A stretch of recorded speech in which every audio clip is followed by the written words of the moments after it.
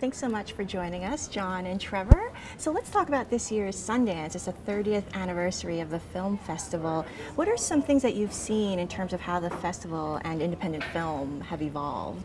Yeah, it's a great time to actually look back. You know, we're kind of forward thinking most of the time. So it's good. We're actually seeing a lot of new creative spirit. We're seeing a new kind of excellence in filmmaking. So I think the level of filmmaking has gone up over the 30 years. You know, a lot through digital technology, all that kind of stuff that brings better stories to the screen, but I think that's really what's leading what we're doing. Yeah, I think the films now have a more sort of complete vision. I think Sundance always championed great ideas and great storytellers, but now the films are more complete in what they are. I think the filmmakers have the tools now to tell their whole stories. Well, let's talk about some of the films that have been chosen for competition this year. We have Camp X-Ray, starring Kristen Stewart, and God's Pocket, directed by John Slattery of Mad Men, and Kumiko the Treasure Hunter. You'll see right there's a lot of originality between like where the stories are coming from and what people are bringing to the screen for us. So it's really exciting, and we're very excited about it. But I think Camp X-Ray in particular is one of my favorites, just because that sheer performance of Kristen Stewart is maybe a way you don't think of her, but it's the tightness of the vision of this film, and you really get into Guantanamo Bay and what it feels like to be there. She's a young Marine dealing with the situation, and it's really just kind of fascinating and kind of heartbreaking.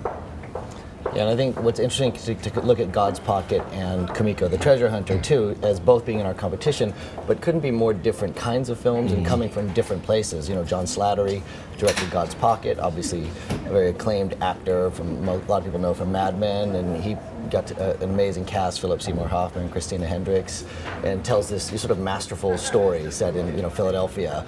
And then you've got Kumiko the Treasure Hunter, made by... like I've ever seen. It's a totally original film made by the Zellner brothers, who are filmmakers out of Austin that have made many shorts we've shown, plus a couple low-budget features.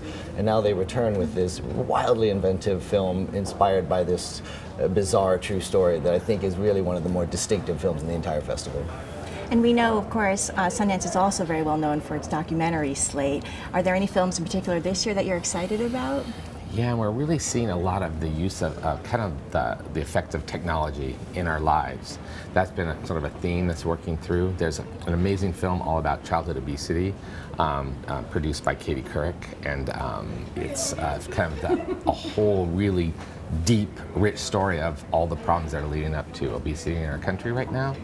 And I think we're seeing a lot of very character-driven. You know, at Sundance, these are films as opposed to maybe journalism, so we're seeing really the deep character dive into getting much richer versions of some of the problems facing, America, especially poverty. Poverty is a big theme this year. Yeah, our docs take on a lot of big issues, and I've learned so much in watching all of these, but they're also a lot of fun too. There's a film, Battered Bastards of Baseball, that's actually made by Kurt Russell's nephews about their grandpa, Bing Russell, who started this independent minor league baseball team in Portland in the 70s, and it becomes this complete sort of David and Goliath, Bad News Bears story that's really one of the most fun films in the festival. And I like how it ties into, they almost seem like independent filmmakers, even though they're a lot of the same spirit, a lot of all that kind of just drive and just breaking the rules to get to a great story about themselves. And finally, what can movie fans